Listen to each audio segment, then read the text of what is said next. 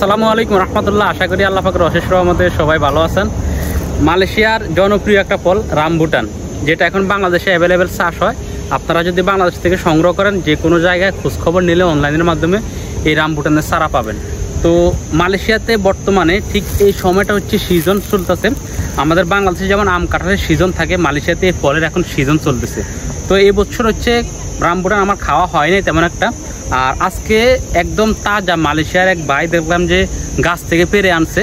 তো আয়না টেবিলের উপর বিছাইতে আমি নিয়ে আসলাম। 3 কেজি হচ্ছে 10 টাকা, আমি 5 টাকার নিয়ে আসলাম। যদিও এখানে 5 টাকার না, পলিথিনে আছে, আমি পলিথিন রাখছি অন্য পাশে। তো রামবুটান একটা জনপ্রিয় ফল, এটা মালয়েশিয়ান ফল। এটা খেতে কিন্তু অনেক সুস্বাদু। আমাদের দেশের লিচু যেরকম মজা, ঠিক রামবুটানটাও এরকম মজা।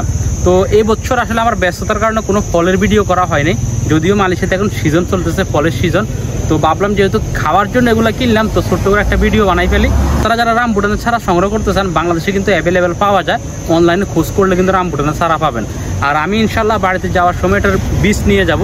ইনশাল্লাহ বীজ নিয়ে আমি বাড়িতে রোপণ করব। গাছ হলে আপনাদেরকে আপডেট জানাবো, যদিও সেটা অনেক পরের হিসাব।